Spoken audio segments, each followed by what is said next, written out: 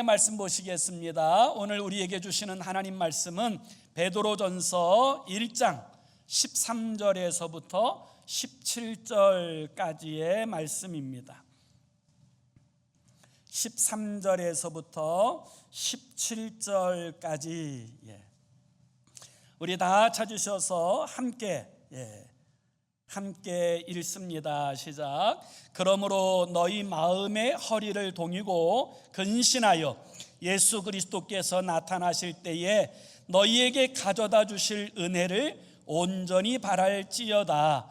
너희가 순종하는 자식처럼 전에 알지 못할 때에 따르던 너희 사역을 본받지 말고 오직 너희를 부르신 거룩한 이처럼 너희도 모든 행실에 거룩한 자가 되라. 기록되었으되 내가 거룩하니 너희도 거룩할지어다 하셨느니라. 외모로 보시지 않고 각 사람의 행위대로 심판하시는 이를 너희가 아버지라 부른즉 너희가 나그네로 있을 때를 두려움으로 지내라. 아멘. 우리는 지난 주일에 그리스도인은 누구인가, 그리스도인의 정체성에 관한 말씀을 함께 묵상했습니다. 그리스도인은 하나님께서 택하신 족속이고 왕 같은 제사장들이지만 이 세상에서는 나그네와 같은 존재들이다라는 사실에 대해서 함께 주의 말씀을 묵상하였는데요. 실제로 성경에 나그네라고 하는 이 단어가 48번 이상 등장합니다. 그런데 어떤 영어 성경에서는 이 나그네를 스트레인저라는 이 단어보다도 필그림이라고 하는 이 단어로 사용하고 있습니다. 그 이유는 우리가 나그네이긴 하지만 소위 정처 없는 나그네가 아니고 우리의 분명한 본향인 천국을 향해 가는 나그네이기 때문에 순례자라고 하는 표현으로서 그렇게 영어 성경에 번역하여 두었던 것이지요. 그래서 우리의 정체성을 참 잘한다고 하는 것, 이건 굉장히 중요한 일이다라고 이야기할 수 있을 것입니다. 우리가 돌아갈 본향, 돌아갈 집이 있다는 것, 우리가 돌아갈 우리 하나님 아버지께서 직접 지으신 천국이 있다고 하는 것은 참 행복한 일입니다. 반면에 돌아갈 집이 없는 사람들은 참 불행한 사람들이다라고 이야기할 수 있을 것입니다. 1980년도에 있었던 사건인데요. 프랑스의 사르트르라고 하는 실존주의적 철학자가 있습니다. 이 사르트르는 프랑스의 지성이라고 불려지는 굉장히 유명한 실존주의적 철학자인데, 이 사르트르가 전 세계 사람들에게 굉장히 유명하게 된 하나의 계기가 있습니다. 그 이유는 이 사르트르가 너무 많은 좋은 글들을 쓰고 책을 써서 노벨에서 이제 노벨 문학상을 수상하겠다고 수상자로 사르트르를 발표했어요. 그런데 정작 사르트르는 자신은 그런 노벨상 필요 없다고 거절하여서 그 이야기가 전 세계에 회자되었고 많은 사람들이 사르트르에 관해서 알게 되어진 그런 계기가 되기도 하였었지요. 그런데 이 프랑스의 자랑이라고 불려지는 이 사르트르가 1980년 봄에 폐수종이라고 하는 병에 걸려서 이제 브루쉐라고 하는 병원에 입원하게 됩니다. 그래서 이 프랑스의 모든 언론들은 이제 그에 대한 관심을 표명하고 이제 그의 병상 일지를 적으려고 하는데, 이 사르트르는 병원에 들어가자마자 정말 미치광이처럼 발작하기 시작해요. 죽음에 대한 두려움 때문에 온갖 행하지 말아야 될 행패들을 다 부리고 그렇게 발작하는 광기의 모습을 보여주었습니다. 심지어는 이 죽음에 대한 공포 때문에 자신의 병명이 무엇인지에 대하여 자기의 아내에게조차 묻지 못할 정도로 이런 엄청난 두려움에 빠져 있다가 1986년 4월 16일 날 숨을 거두어요. 그리고 나서 프랑스의 언론들은 일제히 이 사건을 대서특필합니다. 그때 어느 한 신문사에서 이 사실들을 기고할 때 이런 이제 표현을 이야기했어요. 인간의 운명은 인간의 손아귀에 있다고 단호하게 말하던 그가 왜 그렇게 죽어야 했는가? 라고 하는 사설이 실리게 되었는데, 그 사설 다음에는 이제 독자의, 그 사설에 관한 독자의 견해가 함께 실렸다고 합니다. 그 견해는 이런 견해였다 그래요. 사르트르의 말로가 그렇게 비참하게 되었던 이유는 그는 돌아갈 고향이 없었기 때문이다 라고 그렇게 쓰여졌었답니다. 돌아갈 고향이 없다고 하는 것만큼 비참한 삶은 없으리라고 저는 그렇게 생각합니다. 반면에 독일의 자랑이라고 불려지는 또 한 사람이 있어요. 바로 본회퍼입니다. 그는 이제 나치 독일에 저항하였던 신학자이고 목회자이고 저항가였는데, 그가 보여준 이 아름답고 용감한 이 삶의 이야기는 독일 많은 사람들에게 굉장한 도전이 되었습니다. 그렇지만 그는 나치 정권에 의해서 사형 언도를 받고 감옥에 갇혔어요.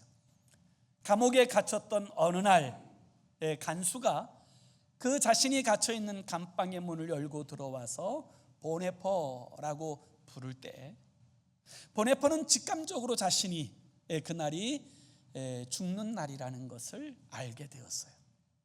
그는 이제 그 부름 앞에 벌떡 일어나서 함께 감방에 생활하던 그들을 향해서 이렇게 마지막 인사를 나눕니다.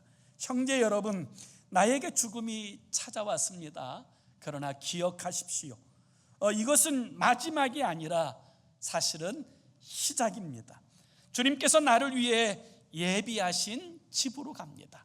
우리 다시 천국에서 다 함께 만납시다 라고 인사하고 돌아서서 나가는 이 본회퍼의 모습을 본 모든 감방의 사람들은 그가 그렇게 당당하고 그렇게 평안하고 그렇게 위험 있는 모습으로 나아가는 모습을 보고는 너무나 큰 도전과 감동을 받게 되었다라고 이야기합니다. 사르트르와 이 본회퍼는 왜 완전히 다른 모습을 지니게 되었을까요? 그 이유는 돌아갈 본향이 없는 사람과 돌아갈 본향이 확실히 있는 사람의 차이라고 이야기할 수 있어요. 성경은 그리스도인의 정체성을 이야기할 때 그리스도인은 바로 영원한 하나님께서 직접 손으로 지으신 천성이 본향인 사람들이라고 그렇게 말씀하고 있습니다. 그리고 그 본향을 향해 가는 인생의 여정을 순례의 길이라고 말씀하는 거지요. 자, 그렇다면 오늘 우리는 순례자로서 이 땅을 살아가게 될 때 어떻게 살아가는 것이 복된 순례자의 삶인가, 이 부분을 우리가 함께 묵상하기 원합니다. 사도 베드로를 통하여 우리에게 주신 하나님의 말씀을 통하여 복된 순례자의 삶은 어떤 것이냐? 첫 번째는 바로 정신을 차리고 살아야 된다는 거예요. 정신을 차리고 살아야 된다. 우리 한번 다 같이 13절의 말씀을 같이 한번 읽습니다. 13절 시작. 그러므로 너희 마음의 허리를 동이고 근신하여 예수 그리스도께서 나타나실 때에 너희에게 가져다 주실 은혜를 온전히 바랄지어다. 주님의 은혜를 사모한다면 마음의 허리를 동이고 근신하면서 살아야 된다라고 말씀하시는 거예요. 그런데 이 헬라어 언어를 보면 이것보다는 조금 더 잘 번역되어진 번역 성경을 찾을 수가 있었는데요, 새 번역에 보면 이 부분을 뭐라고 번역했냐면 이렇게 번역해 놨어요. 그러므로 여러분은 마음을 단단히 먹고 정신을 차려서 예수 그리스도께서 나타나실 때에 여러분이 받을 은혜를 끝까지 바라보십시오 라고 쓰여져 있어요. 이게 새 번역만 아니라 현대인의 성경 그리고 공동 번역도 똑같이 이렇게 번역되어져 있어요. 그러니까 이 순례자의 삶을 올바르게 복되게 살아가는 방법은 무엇이냐면 정신 똑바로 차리고 살아야 된다, 그렇게 말씀하시는 거예요. 그럼 정신 똑바로 차리고 사는 방법이 뭐냐? 오늘 성경은 마음의 허리를 동이라 이렇게 말씀하세요. 마음의 허리를 동이라. 여러분, 고대 근동에서는 그 사람들은 외투를 다 긴 옷을 입었어요. 이 긴 옷을 입을 때 무엇인가를 행하려고 하면 반드시 허리를 동여야 일을 할 수가 있었어요. 그래서 예수님께서도 제자들의 발을 씻으실 때 수건으로 허리를 동이시고 그리고 제자들의 발 하나하나를 다 닦아내신 거예요. 그래서 여기서 마음의 허리를 동이라, 그냥 허리가 아니라 마음의 허리는 바로 우리의 중심을 말하는 거예요. 우리가 순례의 길 똑바로 걸으려면 그 마음의 중심, 이 마음의 중심에 있는 허리를 단단히 묶어야 돼요. 안 그러면 세상에 다 풀어져 버려요. 세상에 다 풀려버려요. 그래서 마음의 허리를 단단히 붙잡으라, 단단히 동하여 묶으라라고 분명히 말씀하시는 거예요. 이게 정말 중요합니다. 우리가 마음의 허리를 동이는 방법은 하나님의 말씀을 듣는 거예요. 말씀대로 순종하는 거예요. 하나님을 예배하는 거예요. 하나님 앞에 헌신하고 봉사하는 거예요. 이와 같은 마음의 허리를 자꾸 동여야 우리의 마음이 흐트러지지 않고 딴 길로 가지 않고 세상으로 샌나가지 않고 이 순례의 길 바르게 행하여 살아갈 수 있게 되어진다는 것이고요. 또 하나는 근신하라는 거예요. 근신하라라는 이 말씀은 행동을 조심하라는 거예요. 함부로 살면 안 된다는 거예요. 순례자는, 하나님의 본향을 향해 가는 진짜 순례자는 자기 멋대로 자기 마음대로 함부로 살아서는 안 된다, 근신하며 살아야 된다라고 분명하게 말씀하고 있는 거예요. 이게 정말 중요해요. 그래서 여러분, 순례길을 걷는 성도들은요, 항상 정신 똑바로 차리고 행동을 바르게 하는 것, 이게 중요해요. 그런데 많은 사람들이 생각 없이 사는 경우가 있어요. 미래학자이자 인터넷의 대부라고 불려지는 니콜라스 카라고 하는 이 교수가 쓴 책 가운데 생각하지 않는 사람들이라는 책이 있어요. 생각하지 않는 사람들, 이 현대인들이 꼭 읽어야 될 책 중에 하나예요. 그러면서 이 니콜라스 카는 뭘 이야기하냐면 이런 말을 합니다. 인터넷이 발달되고 스마트폰이 너무 발달되면서 사람들이 생각 안 한다는 거예요. 이제 옛날에는 뭘 하나 하려고 그래도 고민하고 사색하고 깊이 생각하고 그리고 일들을 했는데, 이제는 인터넷이 너무 발달해서 스마트폰으로 하나만 물어보면 뭐 줄줄줄줄줄 답을 막 다 이야기하니까 생각 없이 산다는 거예요. 그 생각 없이 사는 것이 위험한 이유는 자기의 깊은 숙고와 깊은 생각 속에서 어떤 일들을 결정해 살아가는 태도가 아니라 세상이 가르쳐주는 대로, 세상이 흘러가는 대로 그냥 살아가는 삶이 되어지기 때문에 위험하다는 거예요. 그래서 오늘날에는 이 스마트폰의 발달 때문에 심지어 남편의 전화번호도 몰라요. 아내의 전화번호도 몰라요. 심지어 내 전화번호도 이게 맞나 안 맞나 이 깜빡깜빡할 정도로 생각 없이 살아가는 세대, 이것이 오늘 이 세대의 특징을 결정짓는 것이다라고 이야기하는 거예요. 이거 정말 깊이 생각해야 합니다. 예수 믿는 사람들, 이 순례의 길을 걷는 사람들은 생각하면서 살아야 돼요. 뭘 생각합니까? 우리를 향하신 하나님의 뜻이 무엇인지를 생각하며 살아야 돼요.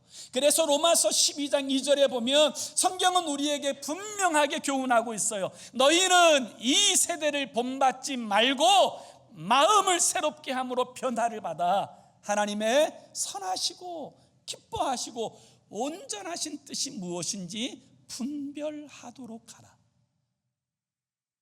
우리가 아무 생각 없이 살면 세상이 보여주는 대로, 세상이 가르쳐주는 대로, 세상이 흘러가는 대로 살 수밖에 없지만 천국을 향해 가는 순례자들은 그런 삶을 살면 안 된다. 하나님의 뜻이 무엇인지 분별하고, 그리고 그 뜻 가운데 행하여 살아가야 된다. 이것이 주님께서 우리에게 분명하게 교훈하시는 거예요. 우리 한번 옆에 있는 분들에게 한번 인사합시다. 생각하며 삽시다. 생각하며 삽시다. 그냥 살지 말고 생각하며 삽시다. 진짜 여러분 중요해요.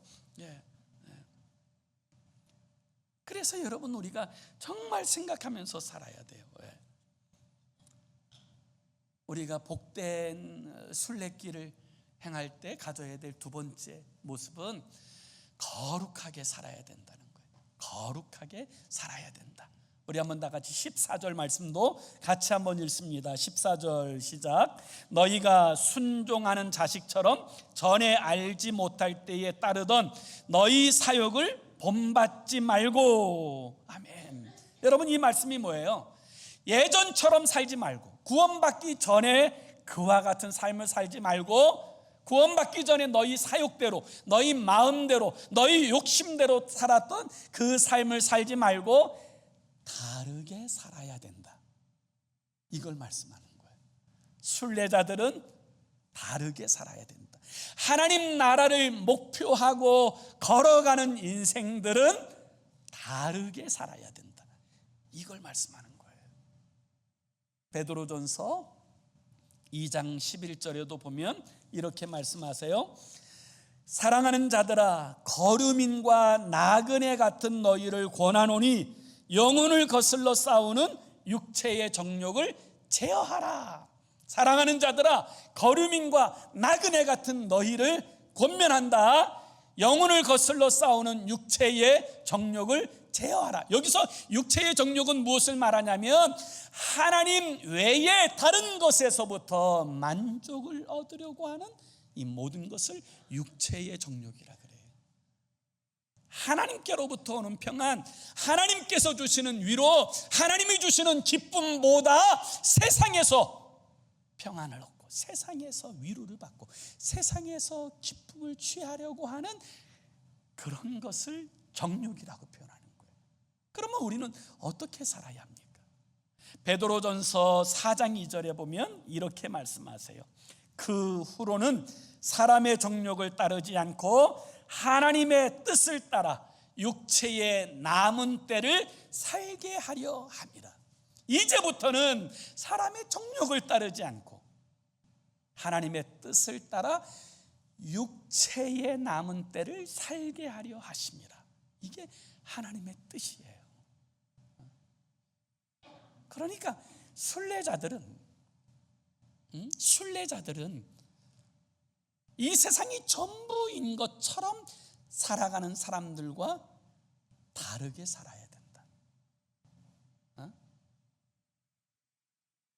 구별되게 살아야 된다. 이 사실을 말씀하는 것이고요. 그래서 여러분 15절과 16절도 함께 읽습니다. 15절 16절 시작. 오직 너희를 부르신 거룩한 이처럼 너희도 모든 행실에 거룩한 자가 되라.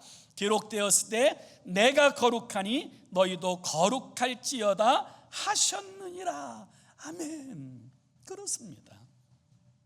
여러분, 거룩하게 살아야 된다. 우리를 부르신 아버지처럼 너희도 거룩하게 살아야 된다. 여러분, 우리가 아버지 닮아야지. 아버지라 부르는 하나님 아버지를 닮아야지. 이웃 아저씨를 닮으면 되겠어요? 그 문제가 있는 거잖아요. 하나님께서 거룩하시기 때문에 하나님의 자녀로 부름받은 우리들은 이 순례의 길 걷는 동안에 거룩하게 살아야 된다. 이 사실을 분명하게 말씀하시는데, 여기 거룩이라는 말이 하기오스예요. 하기오스. 이 하기오스라는 말은 구별되다, 다르게 살다, 이런 뜻이에요. 그래서 이 순례자들은 이 세상을 살아가는 방식이 세상 사람들과 달라야 돼요. 구별되어져야 돼요. 그것이 순례자의 복된 삶의 모습이라는 거예요. 기독교 역사상, 기독교 신학에 가장 영향을 끼친 신학자 한 사람이 있다면 말할 것도 없이 어거스틴입니다. 이 어거스틴은 원래 이단인 마니교에 심취했던 사람이에요. 그리고 젊은 시절에 너무 방탕하고 너무 악하게 살던 사람인데, 그의 어머니 모니카가 그 아들을 위하여 눈물로 기도하게 되었을 때 하나님께서 그를 부르셔서 그가 회심하게 되었어요.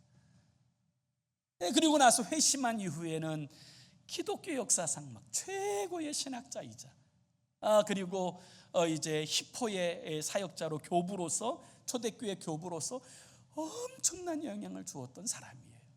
그런데 이 어거스틴이 자신이 회심한 후에 자신의 삶을 하나님께 헌신하기로 결심하고 나서 얼마 있지 않았을 때 어느 날 길을 걷는데 우연히 그 자신이 정말 방탕할 때 함께 놀며 지내던 한 여인을 보게 돼요.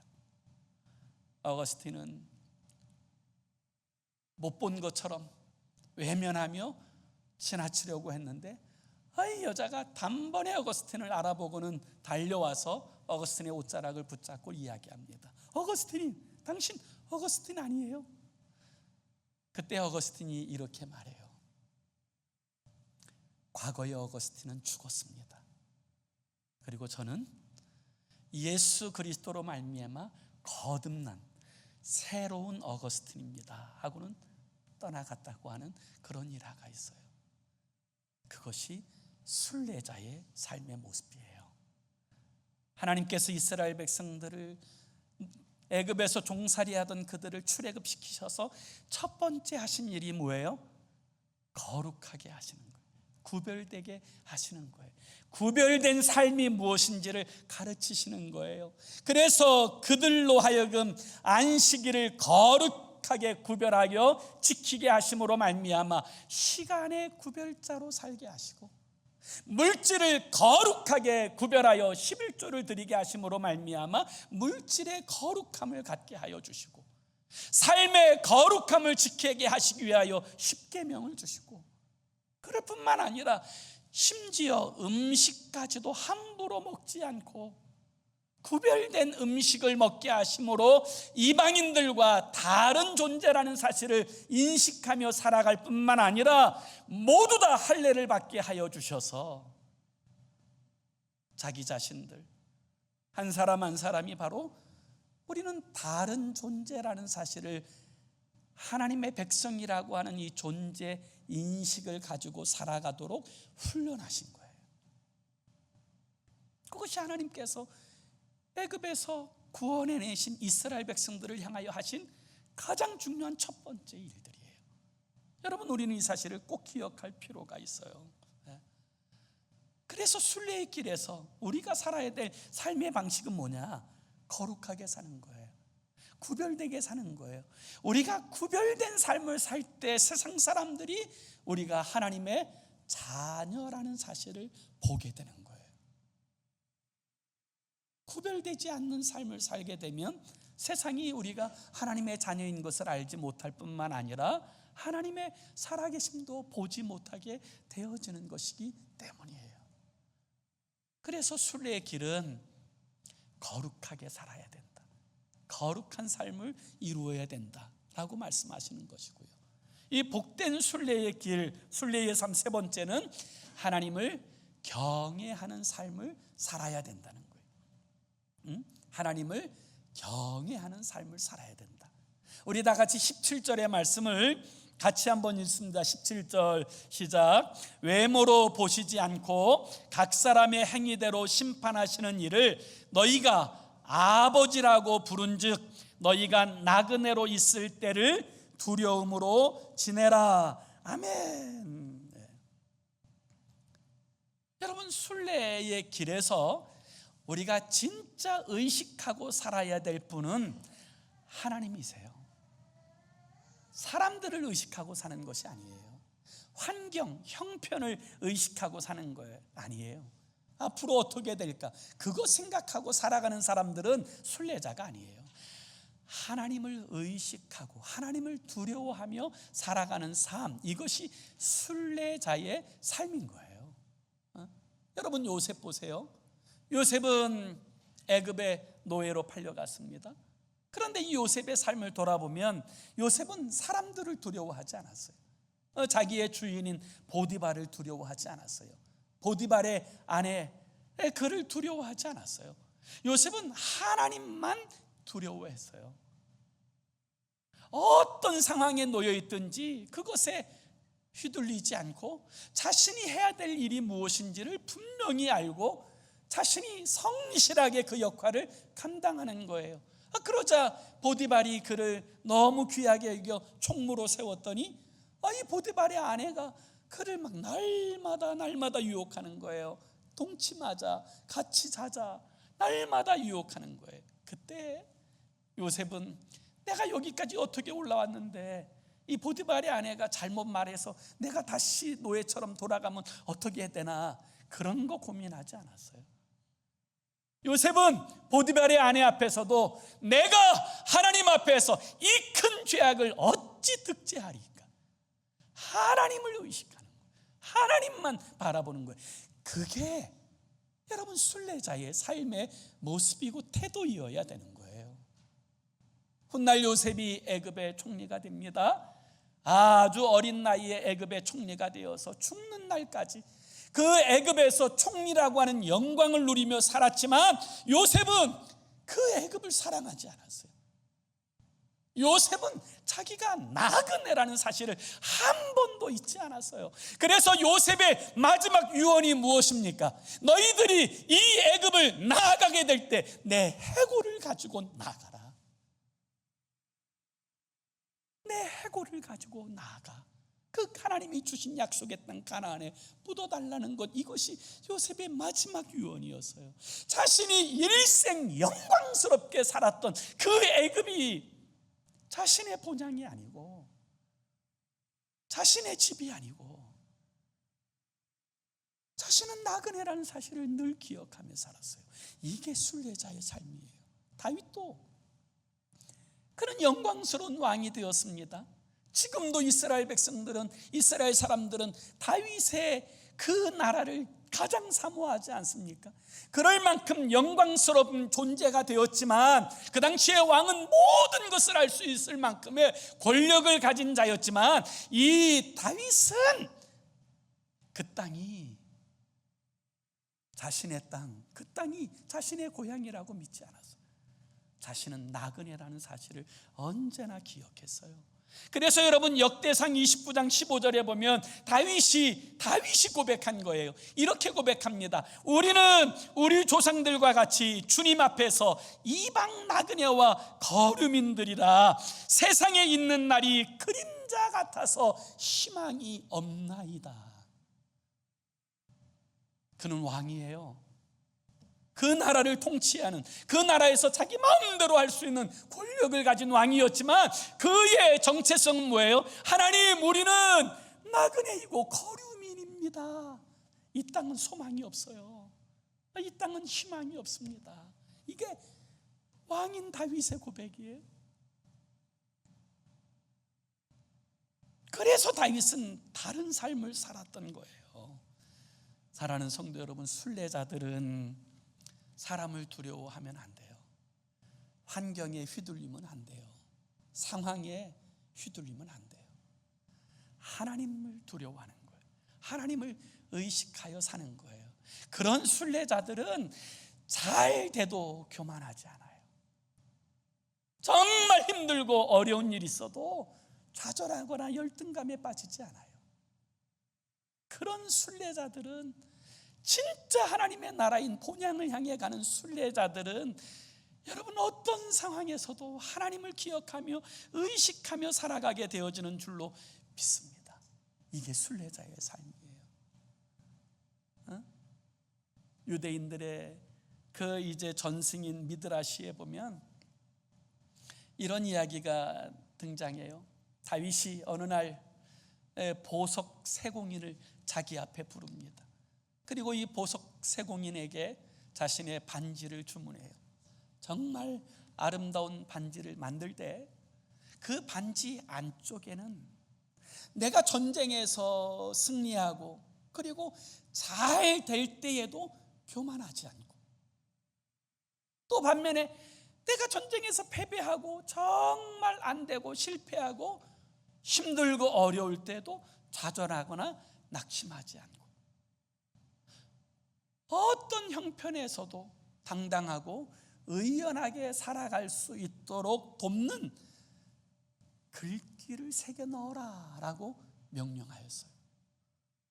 이 명령을 받고 이 보석 세공인은 정말 아름다운 반지 하나를 만듭니다. 그런데 그 반지 안에 잘 돼도 교만하지 않고 못 되어도 열등감에 빠지거나 좌절하지 않고 어떤 상황에서도 이 평안을 유지할 수 있는 그 글귀를 적어야 되는데 몇 날 며칠을 밤을 새고 고민을 해도 그 글귀가 떠오르지 않는 거예요. 뭐라고 쓸 수 있는 글귀가 없는 거예요. 그래서 이 보석 세공인은 고민하다가 그때에 가장 지혜롭다고 소문난 솔로몬 왕자를 찾아갑니다. 그리고 이 솔로몬 왕자에게 이 모든 자초지종을 이야기하고 어떤 글귀를 써야 될 것인가를 상의하자 솔로몬은 이렇게 이야기했어요. 이 또한 지나가리라. 이 또한 지나가리라. 사랑하는 성도 여러분, 기쁨도 지나가고 슬픔도 지나갑니다. 우리의 인생의 삶은 영원한 하나님 나라의 그 산과 비교했을 때 한순간과 같은 거예요. 이걸 분명히 인식하고 살아가는 삶이 순례자의 삶인 거예요. 그래서 정말 순례자들이 정신 차려야 되는 거예요. 이 세상의 삶이 전부인 것처럼, 모든 것인 것처럼 살아가는 이 삶은 절대로 순례자의 삶이 아니에요.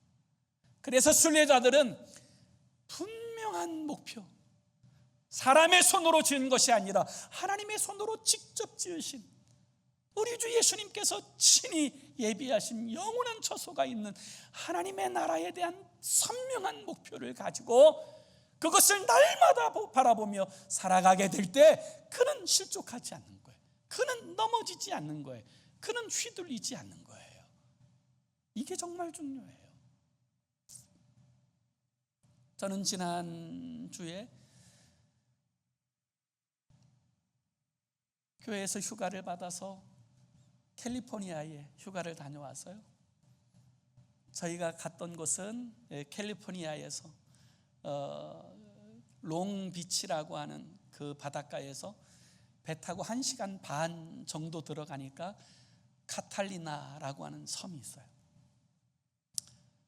그 섬에서 이제 하루 지내다가 그 다음날 돌아왔는데, 제가 이 카탈리나라고 하는 이 섬에 관한 이야기들을 이제 서치하다가 이제 보게 되어진 그 카탈리나라고 하는 섬에서 있었던 하나의 이야기가 참 감동이 되더라고요. 1952년에 그 카탈리나라고 하는 이 섬에서부터 롱비치까지 헤엄쳐서 이제 건너겠다고 이제 나선 한 여인이 있었어요. 36살 된 플로렌스 체드윅이라고 하는 이제 수영 선수인데 그 카탈리나에서부터 롱비치까지 헤엄쳐서 건너겠다라고 이제 선언하게 되자 그 관심이 그 당시에 굉장한 이제 파장을 일으켜서 TV 방송국들에서도 그 사실을 중계하기 위해서 큰 카메라를 들고 롱비치에 나와서 모든 것을 이제 생중계하는 그런 상황이 되었어요. 그리고 그 약속된 날 플로렌스 체드윅은 카타리나에서 이제 헤엄을 쳐서 롱비치로 나옵니다. 15시간 55분 동안 헤엄을 쳤는데 이 롱비치 있는 항구 쪽으로 나아가면 나아갈수록 짙은 안개가 껴있는 거예요. 짙은 안개가 껴있고 그래서 막 어디로 가야 될지 목표가 정확하게 보이질 않는 거예요. 막 그 목표를 찾느라 막 혼미하다 보니까 체력이 떨어지고 또 그 물의 수온 때문에 막 사력을 다하지만 이게 감당할 수 없는 그런 한계를 경험하게 됐어요. 그래서 결국에는 기권을 하고 구조선에 올라타고 보니까 불과 거리가 0.5마일밖에 남지 않은 거예요. 800m밖에 남지 않은 거예요. 정말 아쉬움으로 탄식하는 많은 사람들이 있는 롱비치에 도착했을 때 기자들이 묻습니다. 실패의 원인이 무엇일 것 같냐고 물을 때 이 여인이 이렇게 이야기했어요. 저의 실패의 원인은 체력이 없어서도 아닙니다. 수온이 차서도 아니고 정말 실패의 원인은 목표가 명확하게 보이지 않았기 때문입니다. 그것이 저의 실패의 원인입니다. 여러분, 우리가 명확한 목표를 바라보지 않으면 여러분 다 자초합니다. 다 다른 길로 갑니다. 그래서 순례자들은 여러분 명확한 본향을 향한 목표를 가지고 살아가는 사람들이어야 세상의 조류에 휘둘리지 않고 믿음으로 살아가는 인생의 삶을 살아내게 되는 줄로 믿습니다. 이걸 우리는 분명히 기억해야 돼요. 그리고 이제 2달이 지났어요. 2달 후에 플로렌스 체드윅은 다시 카탈리나 섬에서 롱비치까지 건너겠다고 다시 도전을 했어요.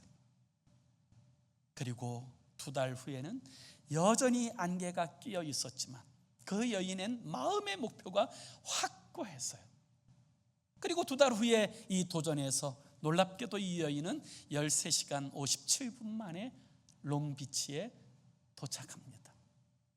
롱비치에 도착하게 되었을 때 정말 수많은 사람들이 환호하였는데 이 여인은 이렇게 말했어요. 목표 지점을 마음으로 볼 수 있어서 승리할 수 있었다는 거예요. 이게 정말 중요해요. 사랑하는 성도 여러분, 우리는 순례자예요.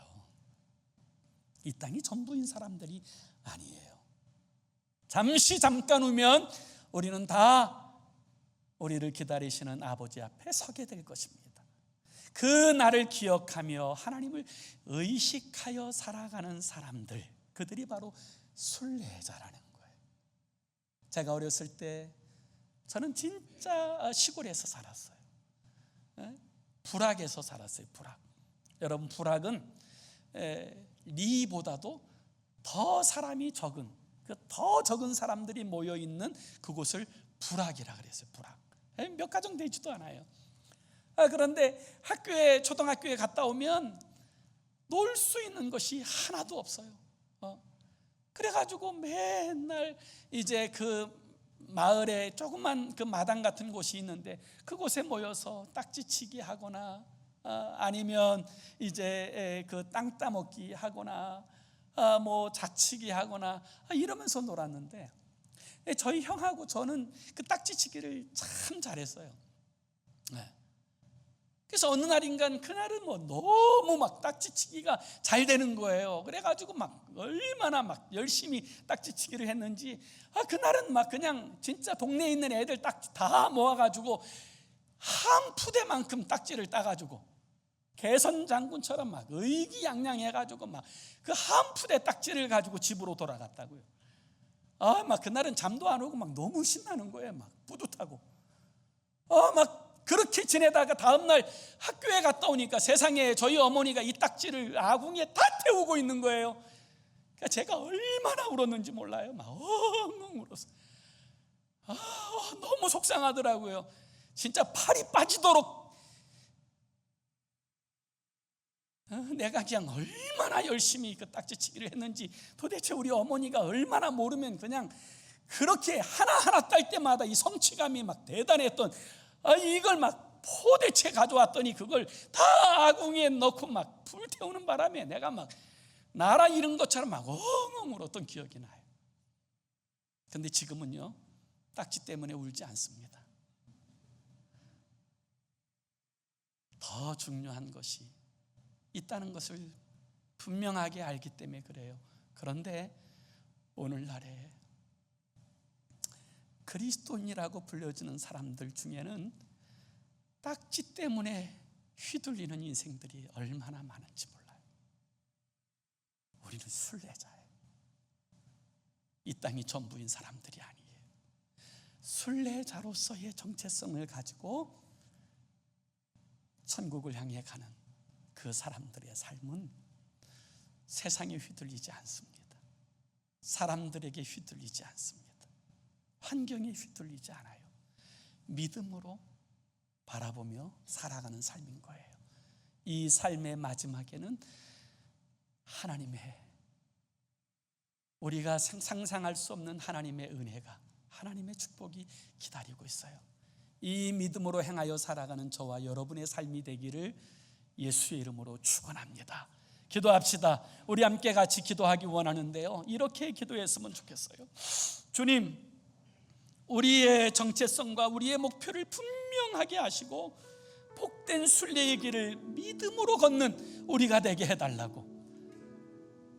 우리가 정말 순례자이면서도 세상이 마치 전부인 것처럼 살아가고 있지는 않습니까? 찰나의 순간에 사로잡혀서 그것에 마음을 빼앗기고 그것에 절망하고 그것에 낙심하고 살고 있지는 않습니까? 영원한 하나님의 나라, 영원한 생명을 얻은 우리에게 있어서 이 순간은 점과 같이 지나가는 거예요. 그런데도 오늘 정말 많은 사람들이 하나님의 손으로 지은 영원한 하나님의 나라를 바라보진 않고 세상만 바라보고 삽니다. 그게 전부인 것처럼 여기며 삽니다. 그 찰나의 순간에 그 순간을 붙들고 좌절하고 낙심하고 그 찰나의 순간에 것들을 가지고 교만하고 그렇게 행하여 살아갈 때가 많아요. 하나님 아버지, 우리로 하여금 우리의 정체성이 하나님 나라를 본향을 향해 가는 순례자인 것을 기억하여 살게 하시고 명확한 목표를 붙들고 살아가는 우리가 되게 해달라고 우리 함께 합심으로 기도하겠습니다.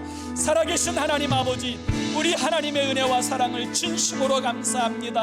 우리 주 예수 그리스도의 피값으로 우리를 하나님의 양자 삼으시고 아버지 주님께서 우리에게 말씀하십니다.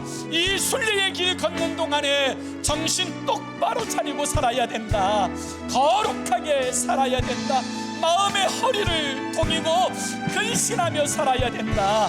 또 하나님, 우리 아버지를 의식하면서 그렇게 살아야 된다고 말씀하십니다. 오늘 아버지, 우리의 삶을 돌아보게 하여 주옵소서. 아버지, 마치 우리가 본향 없는 사람들인 것처럼, 아버지 이 세상이 전부인 것처럼 살아가고 있지는 않습니까? 하나님 아버지, 돌이키게 하여 주시고 우리가 천국을 향해 가는 나그네요 순례자라는 사실을 분명하게 기억하면서 우리 하나님 앞에서 행하여 살게 하시고 우리 주님을 영화롭게 하는 복의 사람으로 쓰임받게 하시고 아버지 하나님, 믿음으로 살게 하여 주시옵소서. 분명한 목표를 향하여 걸어가게 하시고 주의 뜻을 이루어가는 일에 우리의 삶을 다 헌신하도록 하나님 축복하시고 인도하여 주시옵소서. 이끌어 주시옵소서. 사랑하는 주님, 감사합니다. 주 하나님께서 우리 주 예수님의 십자가의 핏값으로 우리를 사셔서 하나님의 양자 삼아주시고 또 우리를 위하여 영원한 처소를 예비하여 주시니 진심으로 감사합니다. 우리 인생길이 이 순례의 길인 것을 늘 기억하게 하시고, 아버지, 이 세상의 정욕을 따라 살지 않고 이 땅에서 일어나는 하나의 사건마다 일희일비하지 않고 하나님을 기억하며 정말 마음의 허리를 동이고 근신하며 거룩한 삶을 이루게 하여 주시옵소서. 예수 그리스도의 이름으로 기도하옵나이다. 아멘.